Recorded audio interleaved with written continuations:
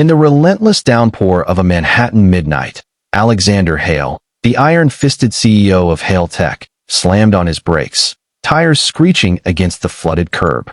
His luxury sedan fishtailed, headlights slicing through the storm like accusatory blades.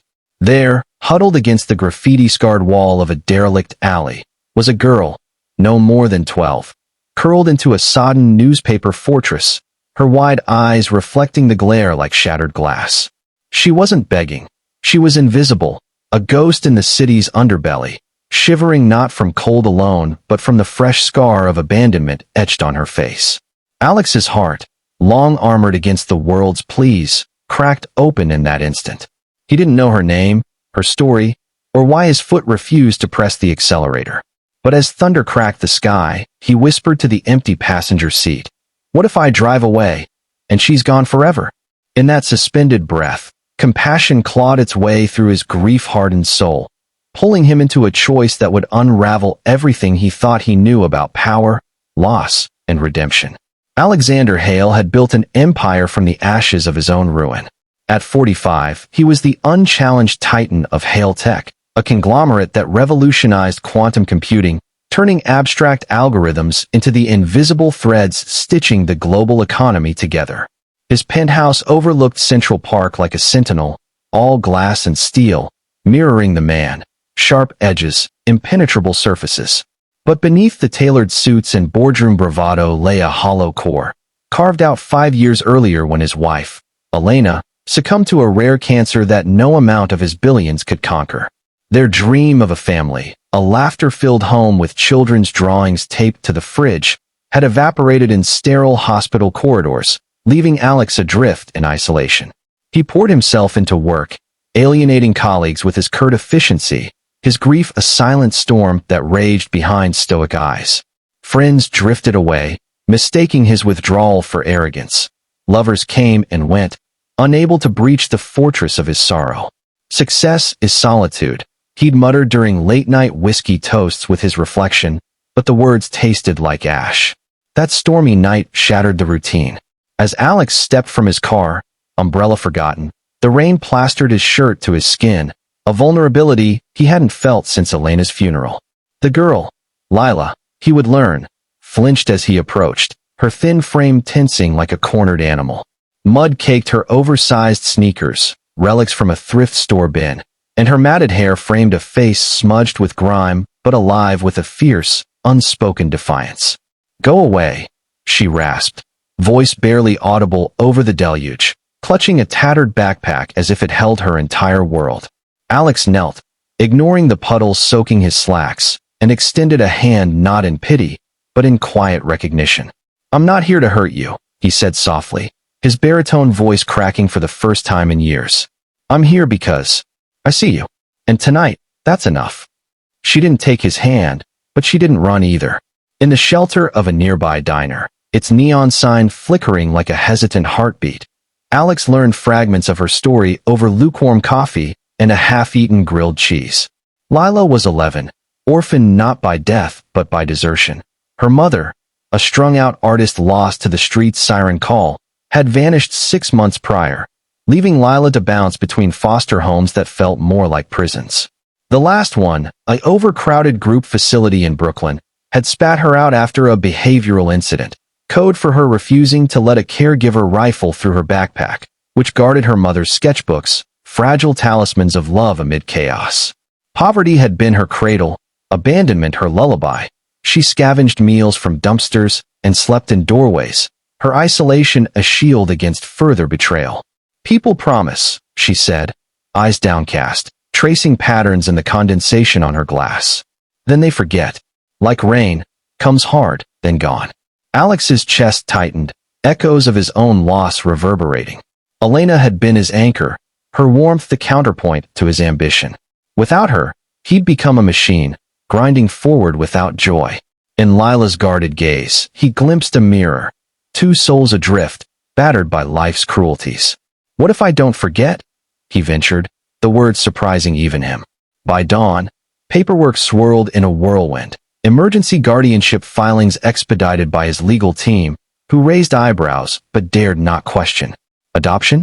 It was madness, they implied, a CEO trading boardrooms for bedtime stories.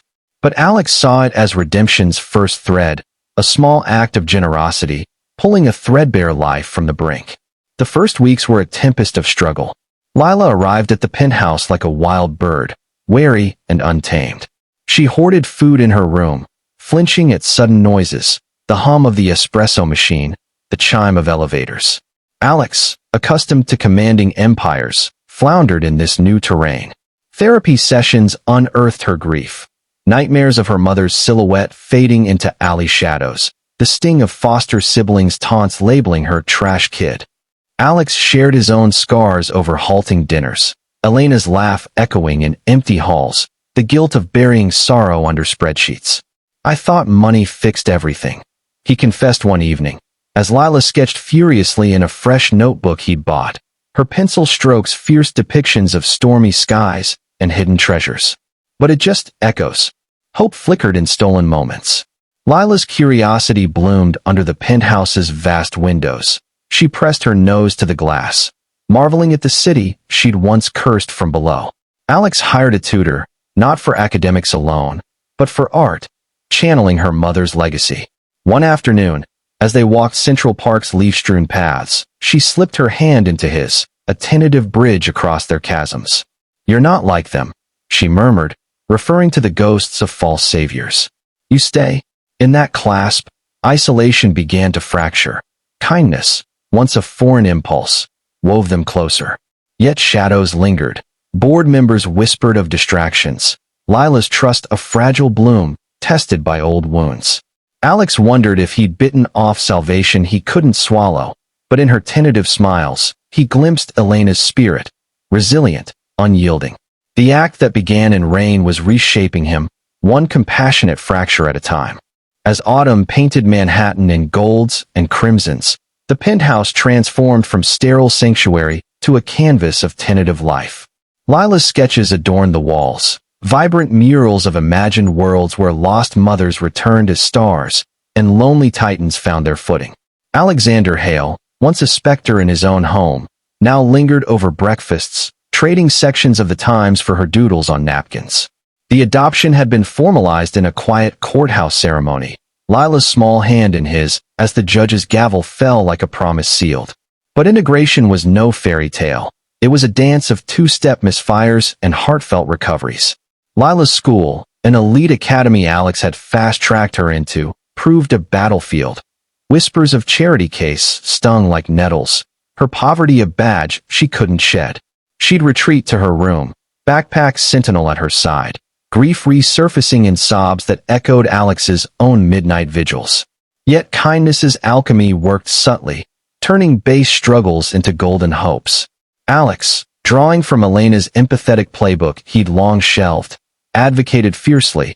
Parent-teacher conferences became reckonings, where he dismantled prejudices with quiet authority. "She's not a project," he'd say, voice steady as steel. "She's family." Lila, in turn, pierced his isolation, her unfiltered questions. "Why do you stare at the park like it's hiding something?" Coaxed confessions of Elena's final days, the grief he'd armored against spilling like ink on wet paper. Therapy evolved into shared sessions, where a compassionate counselor wove their narratives, abandonment's raw edge meeting loss's quiet ache. One evening, as snow dusted the skyline, Lila unearthed her mother's sketchbooks fully. Amid faded pages of ethereal machines, circuitry blooming like flowers, lay prototypes, rudimentary designs for neural interfaces, bridging human intuition with silicon precision. "Mom dreamed big," Lila whispered, tracing a faded blueprint. Said it could connect the broken parts. The spark ignited in Alex's boardroom-weary mind. Hale Tech teetered on quantum's edge, but scalability eluded them. Algorithms too rigid, lacking the organic leap intuition provided. Reviewing Lila's inheritance under the penthouse's warm lamps, Alex saw not relics, but revolution. It's intuitive mapping," he murmured, while cracking his voice. Collaborating late into nights, father and daughter became co-conspirators. Lila's artistic eye-humanizing code, suggesting fluid patterns inspired by her sketches, neural nets that felt, data flows like emotions cresting waves. Struggles persisted. Prototypes failed spectacularly, sparking Lila's doubts. What if I'm just pretending? Like Mom did before she left. Alex, facing his own corporate vultures circling with skepticism, held her through tears. Kindness isn't perfection, he replied, echoing Elena's words. It's showing up, even when it hurts. Hope surged in breakthroughs, a simulation where the interface predicted market fluxes with eerie prescience, born from Lila's whimsical doodle of a heart-linked web. Word spread like wildfire through Hailtech's veins. Investors, once dismissive of Alex's distraction, clamored for demos. Lila, initially terrified of the spotlight, found courage in their bond. She presented alongside him, her voice steady as she explained, "It's not just tech, it's remembering the forgotten connections." The launch event, a glittering gala in the Javits Center, crackled with anticipation. As Alex unveiled the Ilera interface, named for Elena, with Lila's blessing, the room hushed. Projections danced, real-time integrations revolutionizing finance, healthcare, AI ethics. Bids poured in, a cascade culminating in a $50 billion acquisition by a consortium hungry for the edge. Cheers erupted, but Alex's eyes sought Lila's across the throng, her beaming face, tear-streaked, the full circle of kindness manifesting not in wealth alone, but in wholeness. In the quiet aftermath, atop the penthouse roof under star-pricked skies, they sat wrapped in Elena's old blanket. "You saved me," Alex said, voice thick. Lila leaned into him. "Nah, we saved each other. Mom's sketches, they were waiting for this." Grief's shadows lingered, poverty's echoes in her hesitations, isolation's tug in his pauses, but compassion had forged them anew. The billions? Mere byproduct. The true fortune was the life woven from threads of generosity, a homeless girl's vision birthing an empire, a grieving saint rediscovering love's quiet power. In a world that often measures worth by wallets and walls, remember that the greatest fortunes are forged not in boardrooms, but in the brave, uncalculated acts of reaching out to the overlooked, where empathy ignites connections that outshine any empire, proving that humanity's richest legacy is the love we dare to give without expectation.